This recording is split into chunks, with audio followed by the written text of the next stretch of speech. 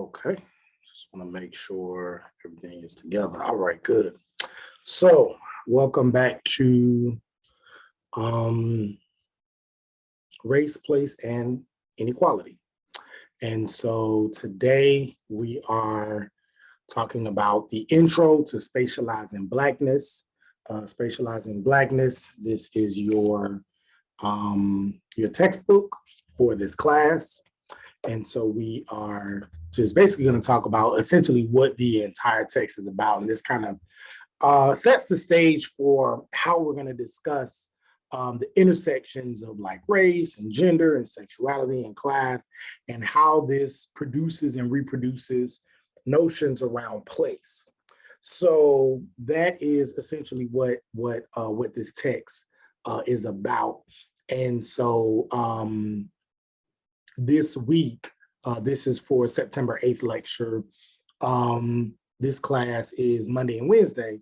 So Monday is Labor Day. So essentially this is for Wednesday. You can watch it at any point during the week, but I'll just say it's September 8th lecture just to kind of keep us together.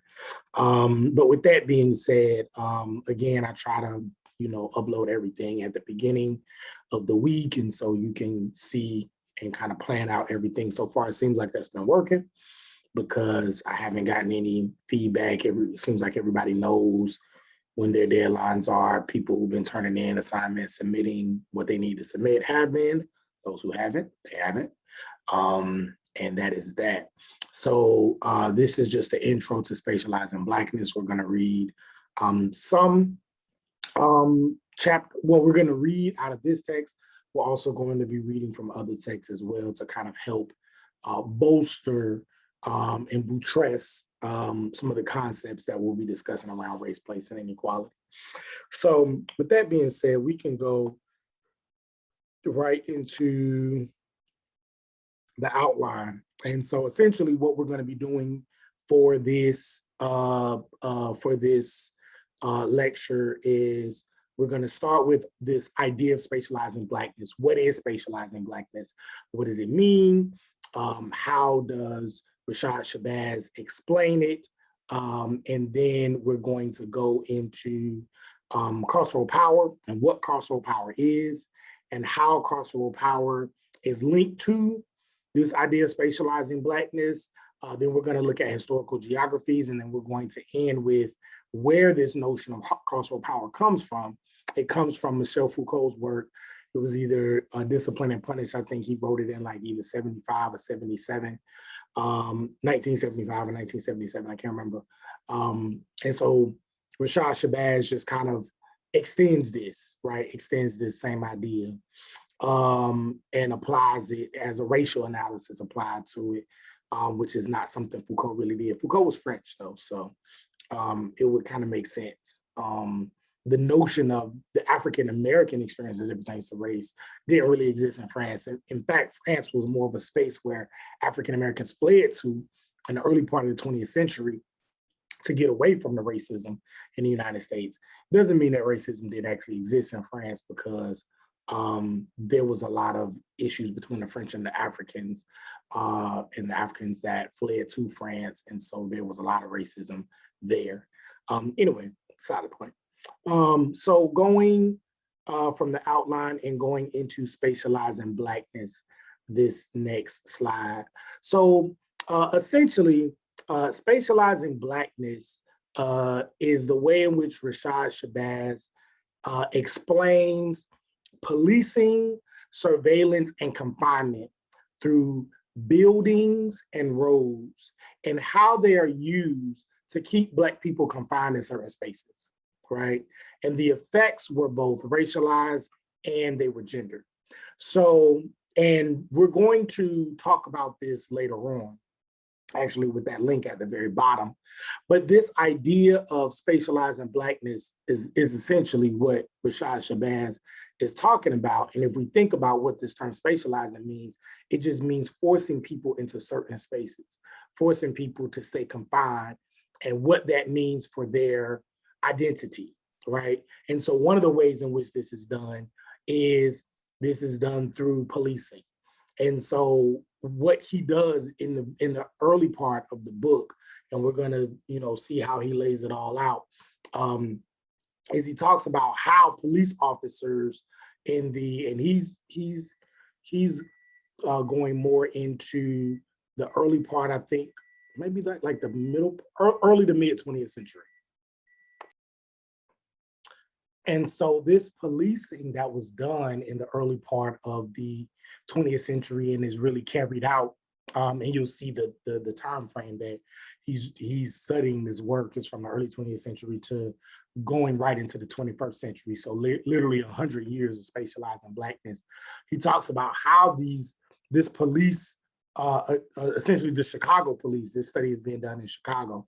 The Chicago police was created to keep African Americans and keep Black people confined to what is called the Black Belt, to keep them confined to this one part of the city, one part of the inner city, and making sure that their behaviors, their antics are done only in that area. And so there's not a spreading, and there is not this idea of allowing for Blackness to be integrated into the rest of the city culture, and the rest of the social, economic, and political happenings of the city. And so the police office or the police precinct, their job essentially was to keep Black people confined, and that is by over policing those neighborhoods, and then ensuring that the level of treatment, the punishment, whether legal or illegal, was all done in those areas so that they would not think to try to spread into other areas. This is also done through residential segregation as well, but we'll talk about that at another, later on. So the policing again was there to just make sure that the punitive damages to these people's communities, the punishments, everything was in those areas that was called the Black Belt. Surveillance is part of the policing. Surveillance is part of the continual and what he calls this notion of the panopticon, this constant looking, this constant gaze over these confined areas, not just within the city limits, but also within where these people live, right? These project houses, these government housing, these apartments that the people lived in, they are constantly, there was constant surveillance, right? And this was done by, again, over policing. So if you're constantly sending squad cars to that area and they're always being looked at, then that same kind of hyper surveillance is not necessarily being done in the predominantly white or the predominantly non-Black areas. And so a lot of people ask, well, it seems like Black people are arrested more, or it seems like they commit more crimes because they're arrested more, and they're arrested more because they commit more crimes, right? And that's not necessarily the case, because when we look at the criminal statistics, we see that Black people and white people commit crimes at the same level. Like it might be a few percentage points off.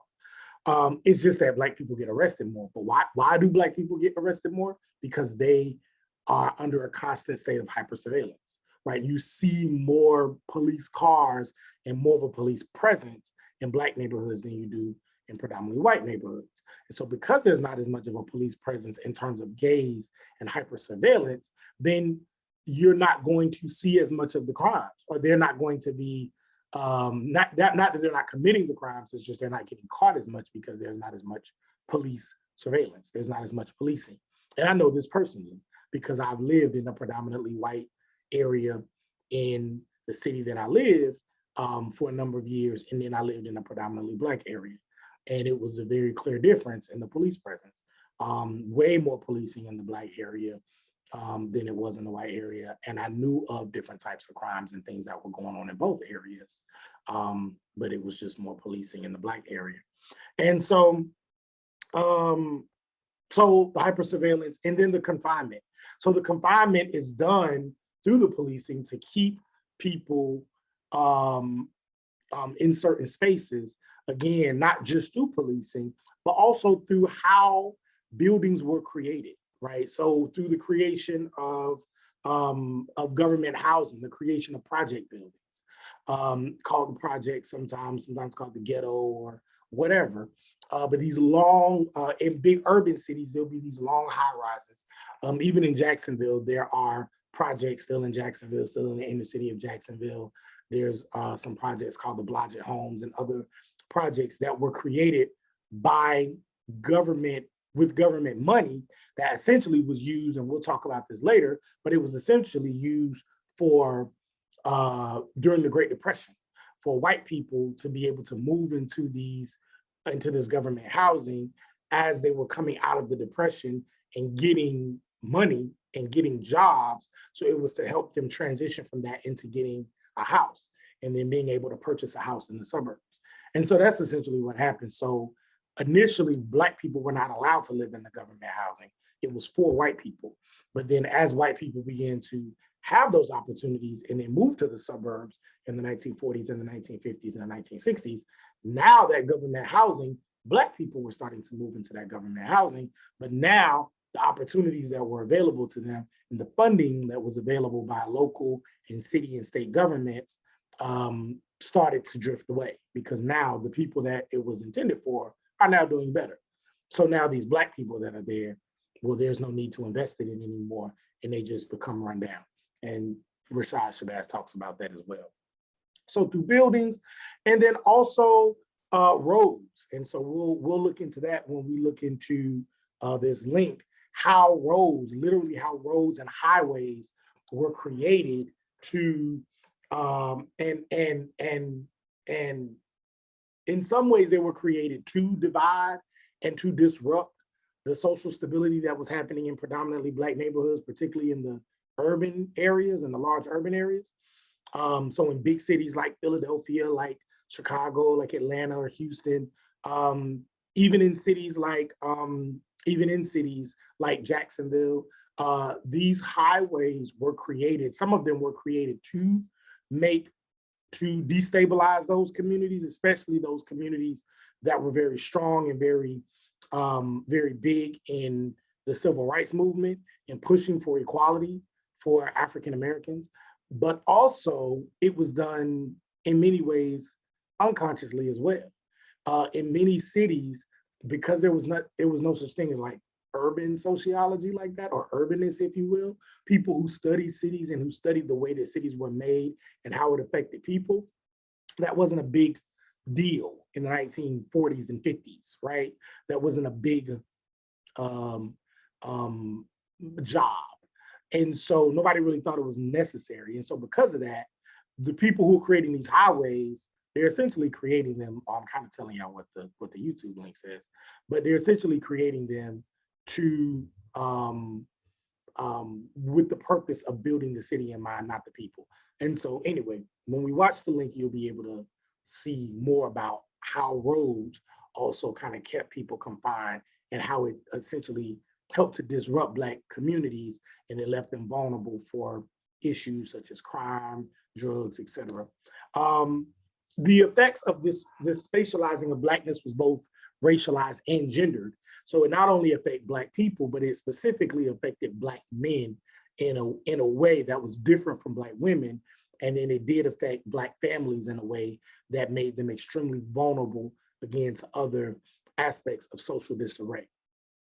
So spatializing Blackness studies interracial sex districts. So one of the things that he looks at is interracial sex, and how in the early part of the 20th century, one of the big jobs for the police department was to break up these districts, these areas where Black people would go, particularly Black men, and well, more than there wasn't just Black men, white women. It was Black people and white people. They would meet in these sex districts and they would have sex with each other, right? And it was consensual, but it was just kind of like brothels and places like that where that was the point. And everybody knew it. People were there having a good time, drinking moonshine, liquor, listening to jazz, all the things you see on the documentaries and the movies. But these places were located in predominantly Black communities. They were located in what is called the Black Belt. So the police were there to help break up these sex districts. So he studies these sex districts, studies government housing, studies the history of government housing, how government housing affected specifically these areas in Chicago. And we already talked about that. Projects, another name for these rooms, these places where Black families live, was kitchenettes. And then he also looks at the AIDS epidemic. So he looks at how the AIDS epidemic also created or is related to the confinement of Black people in a particular space, and how this confinement made the spreading of HIV and AIDS even more pervasive. And so this idea of not just race and not just racism, but making sure that race and racism is confined to a space makes it even worse. We may go into this, we may not, but if you are a sociologist, studying William Julius Wilson's work around the truly disadvantaged, he has this notion called concentrated poverty, where he talks about poverty in general, but then he talks about how the expansion of concentrated poverty, which is poverty in a particular area, and how that poverty gets expanded and grows into this way that's almost like people in what's considered underdeveloped or third world countries right here in the United States, right here in the large urban core. And it's done this way by stopping necessarily the spread of poverty across the city, but keeping it confined into one area and then just allowing it to just fester and fester and fester. And then you see a lot of the situations that you find in any big city. So that AIDS epidemic, government housing, all of these things are studied by Rashad Shabazz, who is a professor at the University of Chicago, a sociology professor at the University of Chicago, who does this study and created this text. And he does this to help us understand how race, gender, sex, and space work together to keep people confined and to continue the spread of inequality, particularly in Chicago. Spatializing Blackness also means it is the constraining of Black people and how they were built into the architecture and the urban plans and controlled institutions like policing and geographical borders, created a prison-like environment. So this prison-like environment is the reason why he uses Michel Foucault's work of carceral power, because the argument essentially is that while we're creating, and I'm gonna go into this later as well, while they were creating prisons, before there were actually institutionalized prisons, there were these controlled institutions like the architecture of the city, the architecture of buildings, the planning, the urban plans of the cities, policing, all of these things were done that created a prison-like environment, particularly for Black people, before prisons even existed in the way that they exist now. Prisons have always existed, or for a long time, like way before this study, way before the 20th century. But the type of environment that these early 20th century African Americans were living in Chicago, it was literally like everywhere they went was a prison. Their communities were prisons, their schools were prisons, these sex districts were prisons. Policing reinforced these prisons. And so it was like a prison-like environment because there was literally no way out of any of these areas.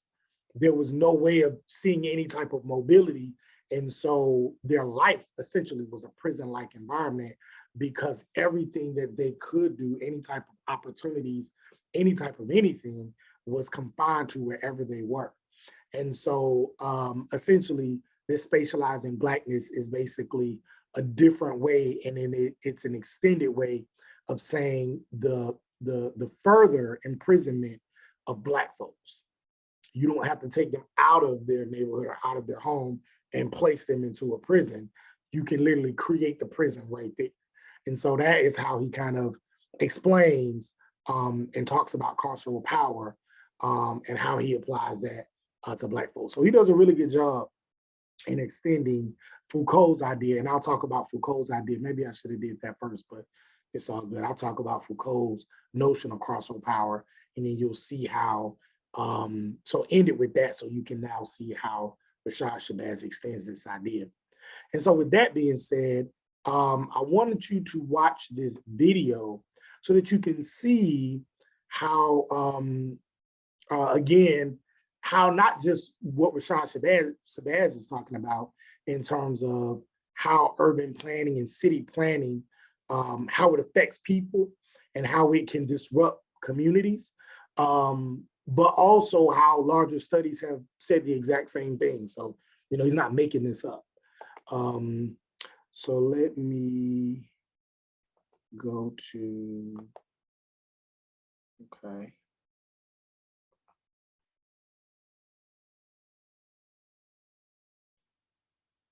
Let me see.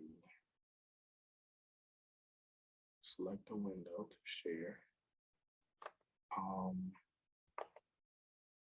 It's not allowing me to share my apologies. I ended that and I was not supposed to, so I'll try to edit this in a way so that it all comes together. I was trying to share the screen and I ended up stopping the recording. So my apologies with that. So let us go.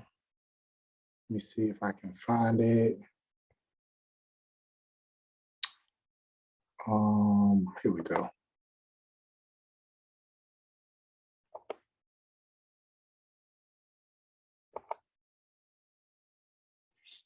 Okay, so hopefully, wait a minute. Okay, so hopefully you can see this. So let me share it again, and we're going to look at how highways wrecked American cities. It's hard to picture American cities without the highways running through their core. But highway removal projects like this one in Boston can give us a sense of how disruptive it was when the US built huge highways through the cities after World War II.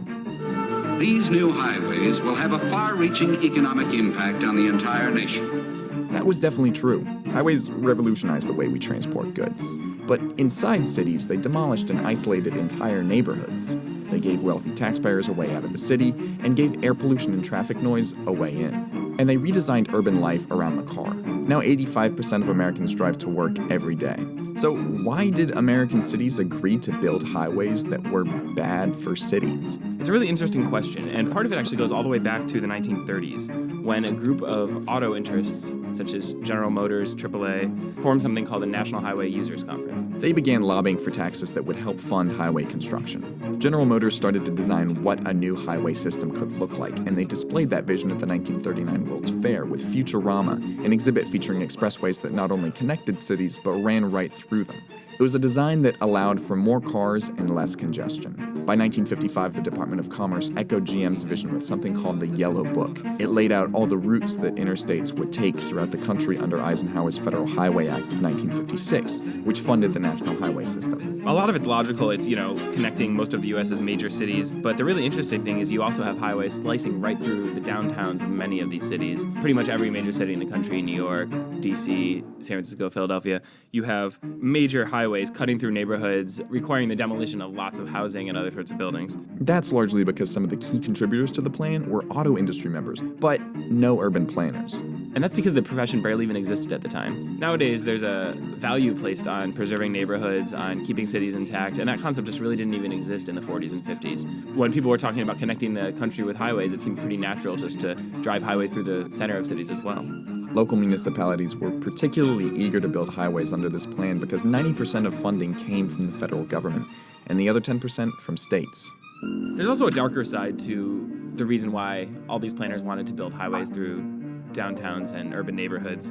Highways not only paved the way for more and more white people to move into homogeneous suburbs, they also provided cover for targeted demolitions inside the city. During that era, federal policies and implicit priorities of planners dictated that you had, vibrant, dense downtown neighborhoods filled mostly with African-American residents. Instead of being preserved under the plan, they were slated as targets for removal. They were considered blight, and an easy way of getting rid of that blight was by demolishing them and paving a highway through it. Neighborhoods and streetcars were pushed aside to make way for the automobile. Look at the neighborhoods of Black Bottom and Paradise Valley in Detroit. When you go back to the 30s and 40s, these are thriving, dense neighborhoods filled with hundreds of thousands of residents, of businesses, and if you go back today, they're mostly just empty grass plots. This wasn't just a historical accident. It became a pattern in cities across the country. Poor and minority residents were displaced to make way for highways, and white residents used those highways to commute into the city for jobs and commute back home at night. The only exception to this pattern is in places where highways were slated to go through wealthy neighborhoods. There were actually proposals to put a highway through Northwest DC and through Greenwich Village in Manhattan. But you can guess what happened there. Anywhere where residents had the means to organize and protest, they were often able to stop the highways from being built. Whereas in places where residents didn't have the political capital and other sorts of privileges that allow you to do that, their neighborhoods ended up being demolished, and they're now highways today. Even before he signed the Federal Highway Act of 1956, Eisenhower was already a really big fan of highways in general. Part of that has to do with his time in Germany during World War II, where he realized how important it is to have a good system of highways to transport goods and people very efficiently, but also has to do with this military road trip that he took in 1919, where he went all the way from Washington, D.C. to San Francisco, California. And that road trip took 62 days at the time, and today it takes about 42 hours. And part of that had to do with the state of cars at the time, but it also had to do with the state of roads at the time. And after seeing that, he realized that 62 days was way too long to wait in any situation where they might need to defend the country. And that's where he became such a big fan of highways.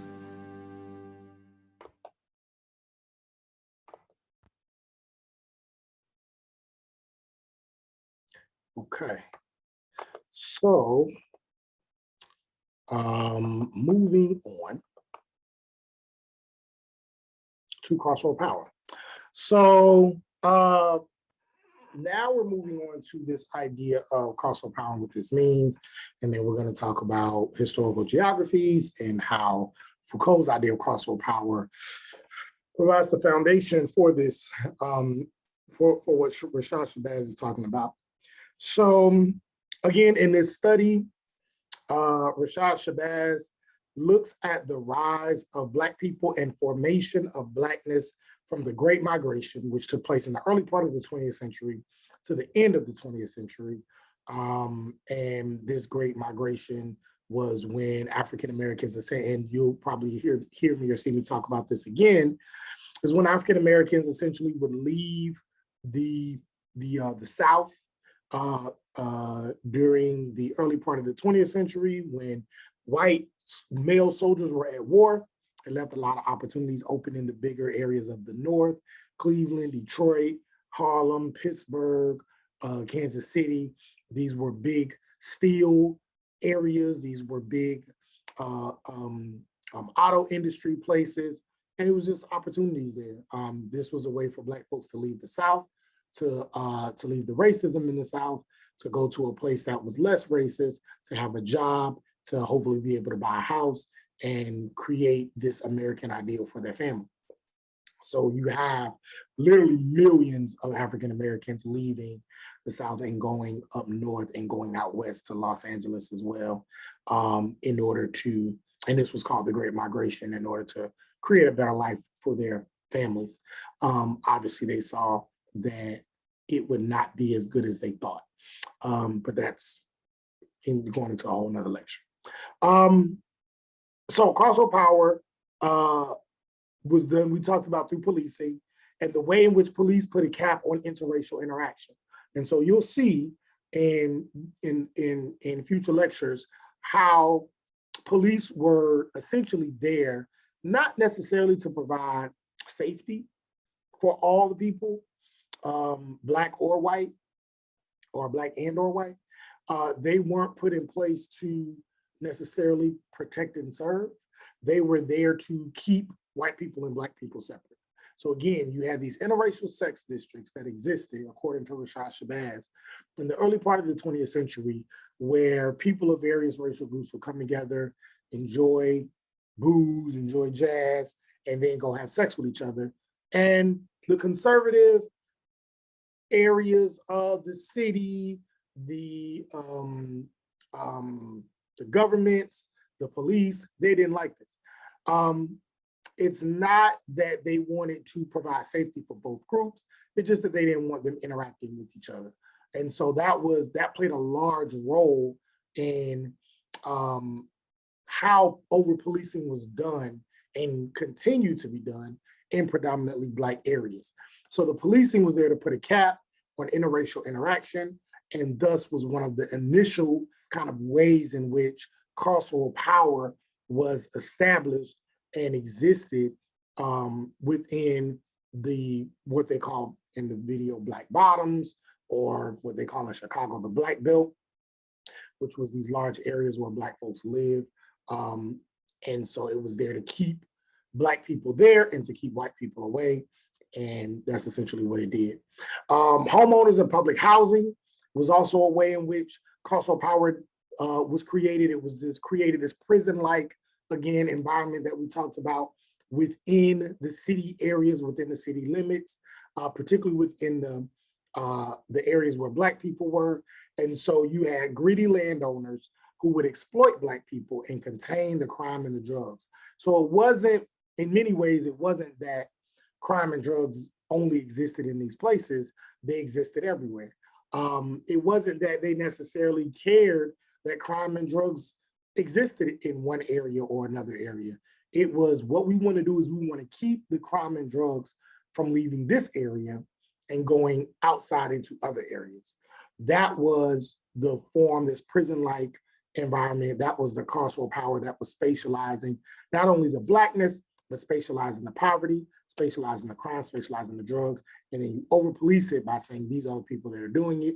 And then you over-arrest them.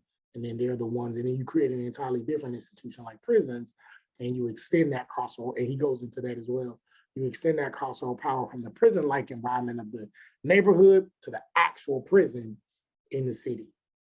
Also with greedy landowners, essentially what these, what a lot of people, and many of them were, most of them were non-Black, they would own these apartment buildings, they would own these areas, and then they would rent them out to poor Black people.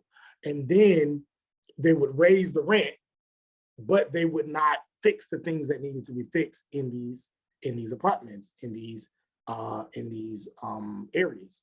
And so people were living in rat-infested, roach-infested places, kitchenettes, projects that were not being kept up. They were not meeting the codes of the city. The bathrooms didn't work. It was literally run down areas. And it was no place for any decent, not even decent, just any human being in general to live. But unfortunately, the landowners would take the money. They would take the money from the tenants. They would take the money that they were receiving from the federal government. They wouldn't put that money back into creating a better building and better living conditions for the people. And then they would take that money and then they would leave and go to their nice big suburban house out in the suburbs. And so this again was creating this prison-like environment for Black folks in the inner city. It was prison-like as well because homeowners associations and homeowner policies would not allow for those Black folks who could afford to get a house in the suburbs, residential segregation, and we're going to read about this more when we read American Apartheid. Residential segregation stopped them from being able to get a house in the suburbs, even when they could afford it. So even the Black middle class, or maybe even the Black working class that could afford to live out in the suburbs, or at least didn't have to live in the project housing, didn't have to live in the ghetto, didn't have to live in the kitchenettes, could not escape this Black belt because of racist homeowner policies. So anytime Black folks were looking to, and we talk about this more in American Apartheid, when they were looking to buy homes, most of the time realtors, and this happened all the way up until the going into the 21st century, so well into around the time you were born or your parents were born, there was something called redlining. And so that redlining existed to keep African Americans from being able to get homes, even though they could afford them in certain areas, so that the wealth could be concentrated among white people. That is actually one of the things that I think we read that in this text, in this class as well. If we read Ta-Nehisi Coates' A Case for Reparations, I think we read like just the intro part. just to talk about race, but we didn't go into the whole thing because it's very long. But that's essentially his argument is exactly kind of what Rashad Shabazz is talking about as well, and everything that I'm talking about, that argument of racist housing policies that forced Black people, even those who could afford it, to stay in these low conditioned, exploited areas for the sake of these, number one, greedy landowners being able to make money off of them, make money off of the government on the back end, and live the fancy lives they wanted to live. And then on top of that, to keep Black people spatialized so that white people and Black people didn't interact with each other in the suburbs. And then three, so that Black people would not have access to the wealth building opportunities of owning homes in predominantly white, much more progressive, much more financially incentivized areas. Black Belt. So the Black areas, the Black Belt were prisonized. It was ways in which people were imprisoned, again, including policing, containment, surveillance, and maintaining territories. And so if we go to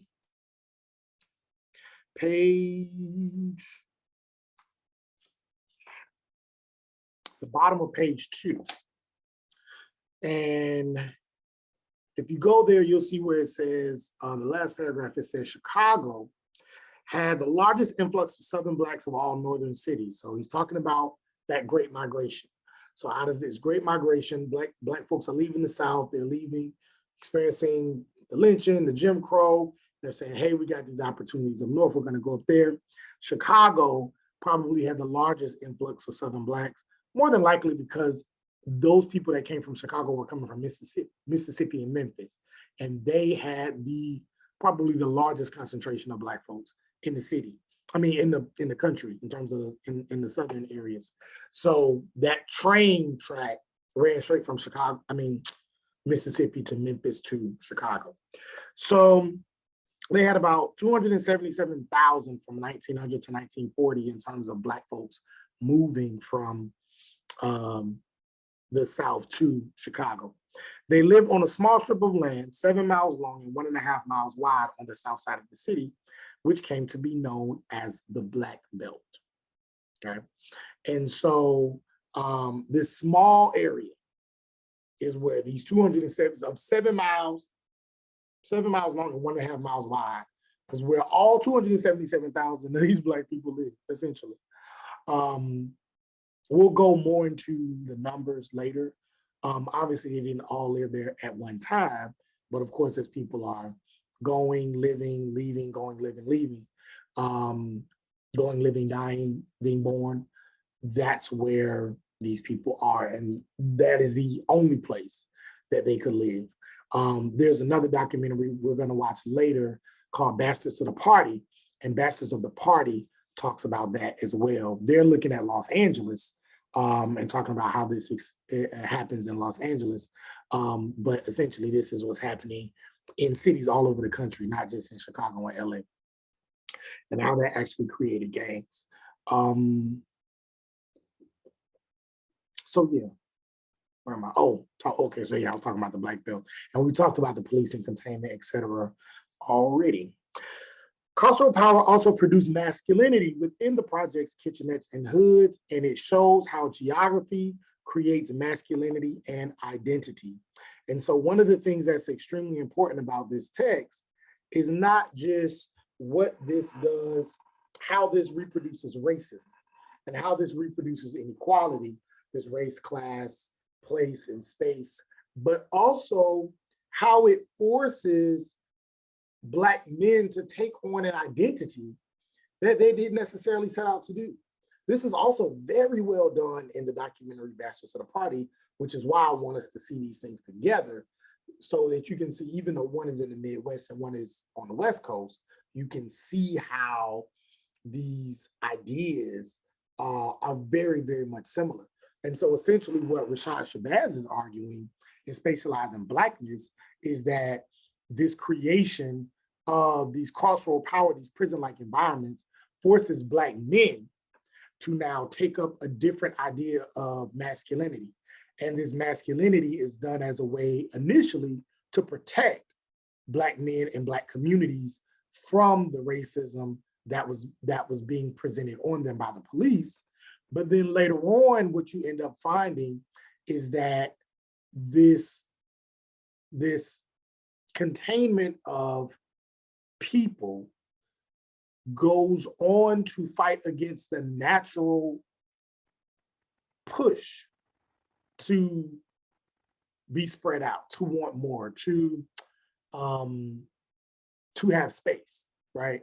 It's not natural for any group of people, not just Black folks, but any group of people to be contained, right? Space, place, a place to move, all of these things are natural, right? These things are natural. Nobody is supposed to have 5, 6, 7, 8 people living in a 1-bedroom apartment. If you do that, naturally, there's going to be tension. Naturally, there's going to be issues.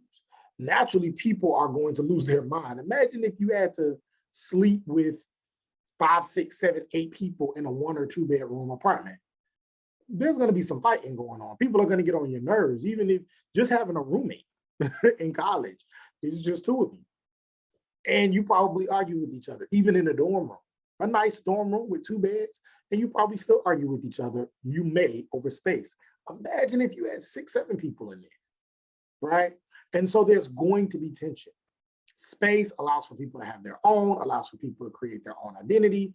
That's why young people want their own rooms so they can fix it how they want, and so they can have space, it can be theirs, right? And so essentially that is what's happening in the Black Belt. All these people are confined together, and while they are trying to make the best of the situation, sometimes they end up turning on each other. Because again, naturally, people want space. And so with all of these people fighting over this little bit of space, you start to see the formation of gangs. Initially, these gangs were created as a form of protection from white people, from the police, and then eventually they begin to turn on each other. And we're going to talk about that a little bit more as well. This masculinity was created also as a way in which women were looking at their men in these communities and saying, why are you not protecting us? Why are you not creating greater opportunities for us? And the men are saying, I'm trying to, but there's no way.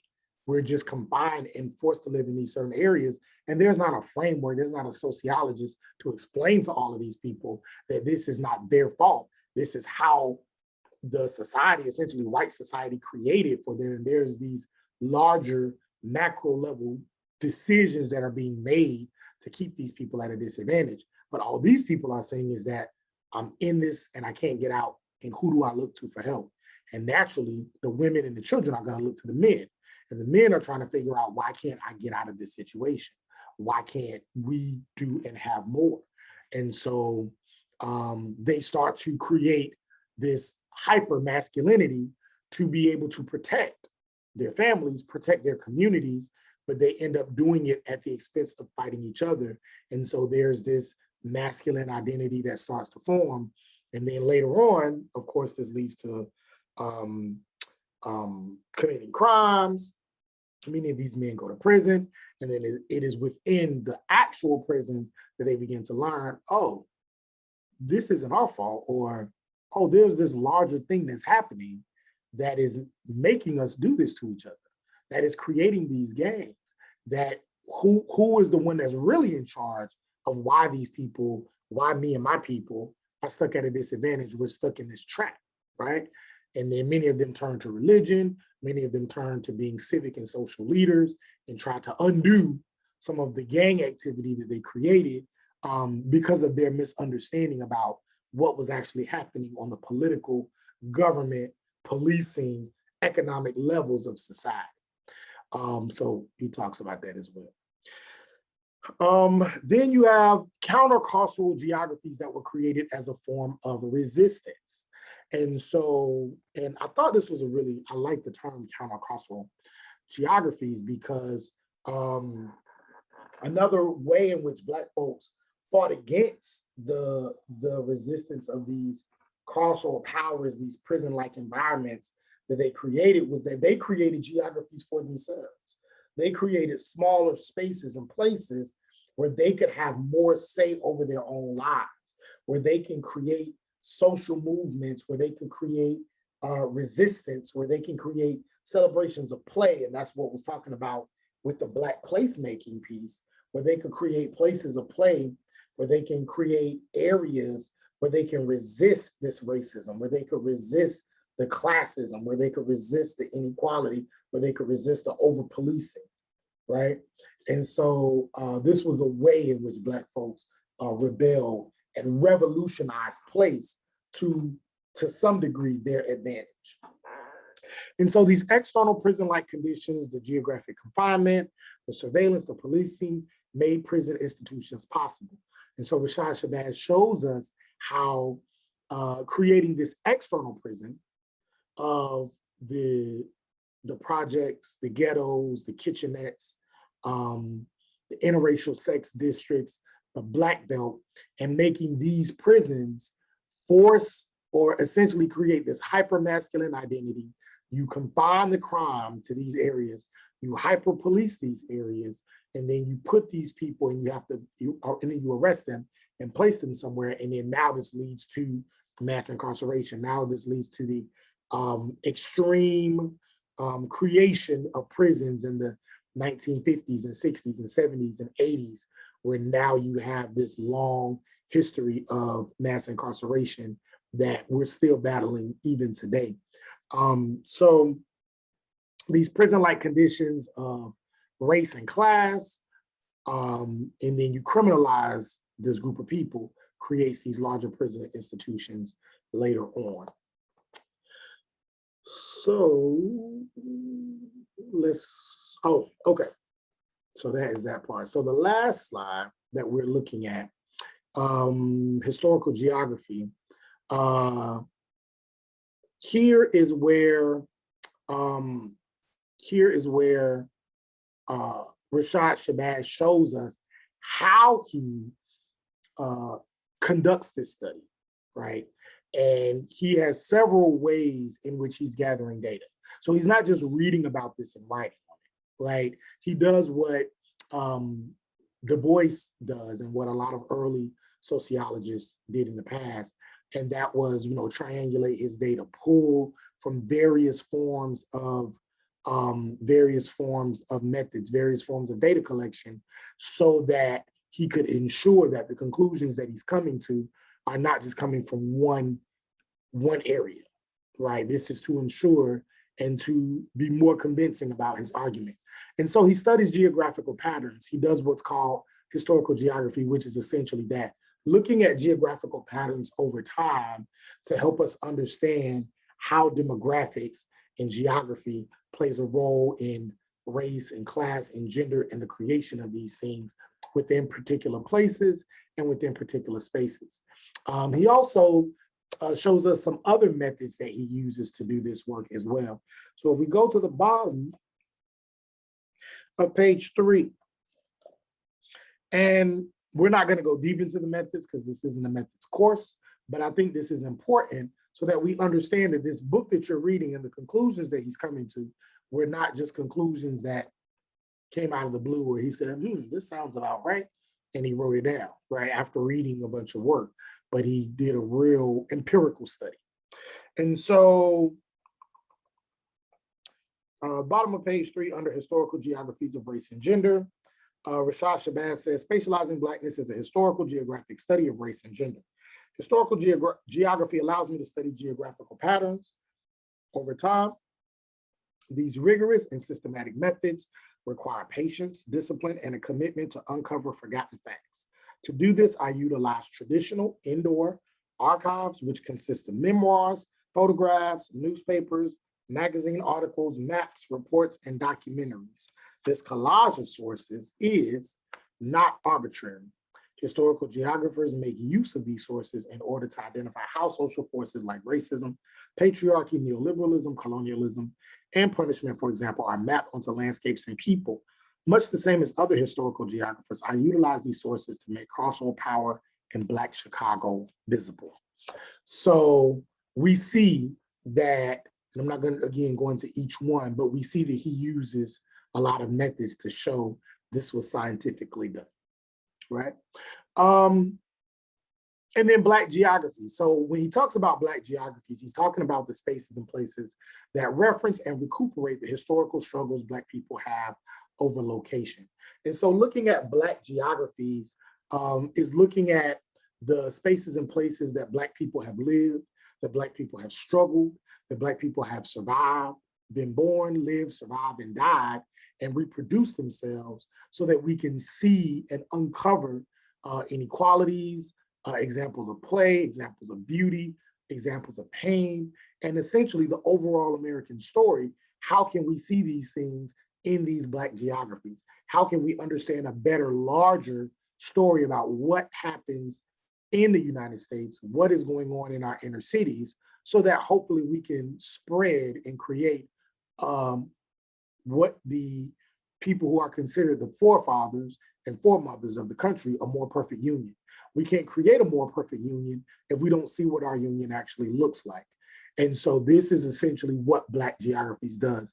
It is uncovering, like he said, and making visible these spaces and these places within this union, and talking about the struggles, the triumphs, and the tragedies that are happening to people who are considered citizens of this country.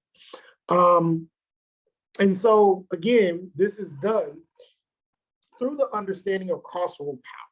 Now, carceral power was essentially created by Foucault, and I'm gonna explain this, and then you'll be able to see a different kind of explanation in this link.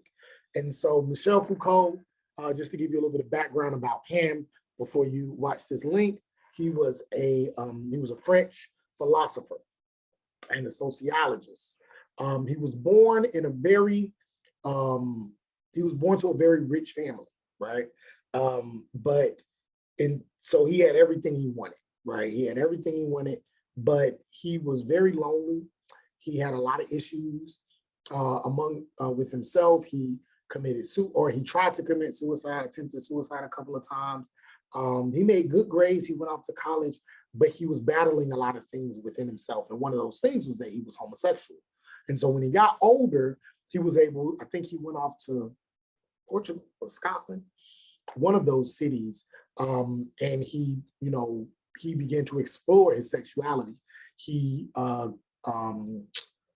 a lot of different male lovers, and he really began to move forward with understanding who he was, but also understanding these larger inequalities that was happening and the ways in which society was forcing people to live in a certain way.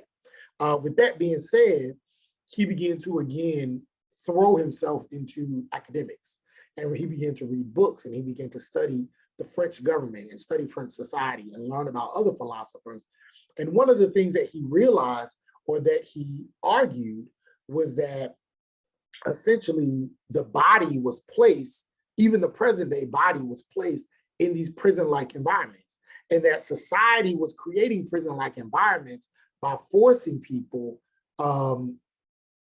consciously and subconsciously to live a certain type of life that the larger society said that they should live.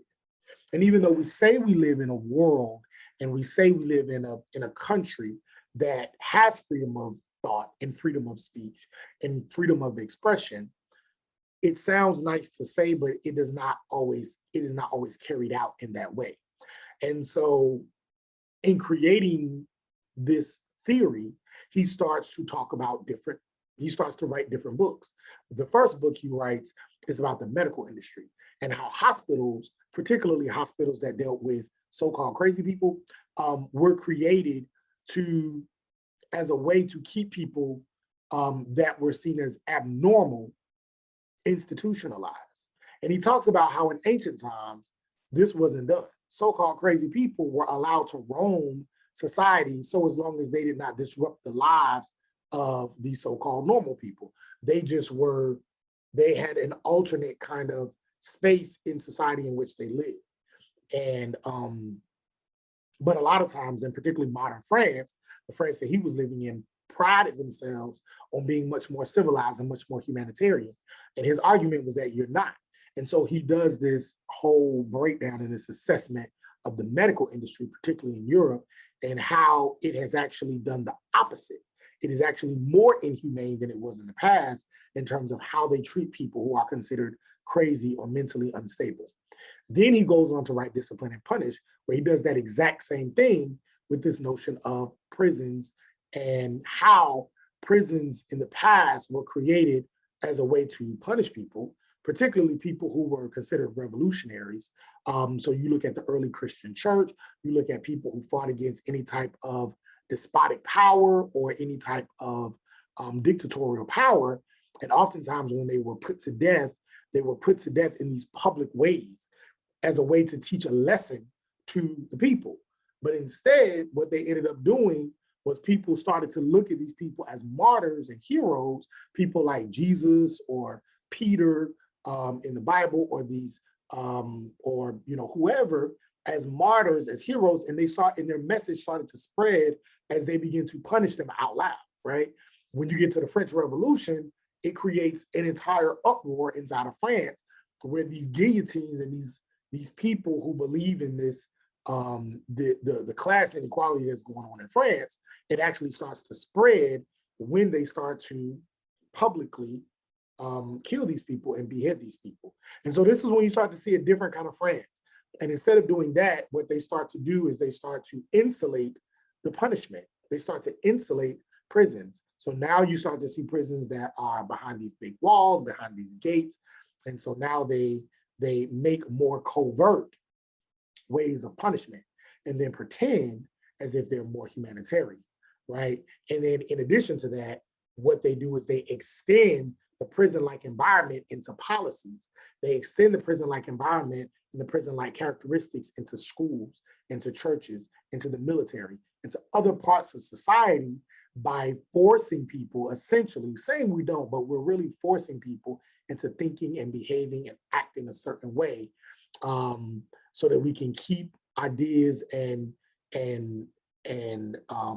keep ideas and behaviors confined, so that we don't experience these big revolutions like American Revolution, French Revolution, that uproot in society and create social upheavals. And the whole point is for people in power to maintain order. And so that order is done by extending prison-like ideas and prison-like characteristics and behaviors into other parts of society. It's quite fascinating. And so what I would like for you to do is I would like for you to watch this link that further explains Discipline and Punish if you didn't understand it and understand crossover power the way that I explained it. This also gives a further explanation that gives us a great way in which we can now move forward into really getting and understanding what Rashad Shabazz is arguing when it comes to race, place, class, gender, sexuality, and how this reproduces overall inequality. And so with that being said, that is our lecture. That is your lecture for August 8th. And that is it. If you have any questions, reach out to me via email, office hours as well. You can also reach out to me. If you have any questions about your video assignment, feel free to reach out to me there. If you have any questions about that, you can inbox me. And as always, you can always come see me in my office hours if you need more detail into something, and I'll be more than happy to help you. With that being said, I hope you have a great day, a great week, a great weekend, and we will reconvene soon.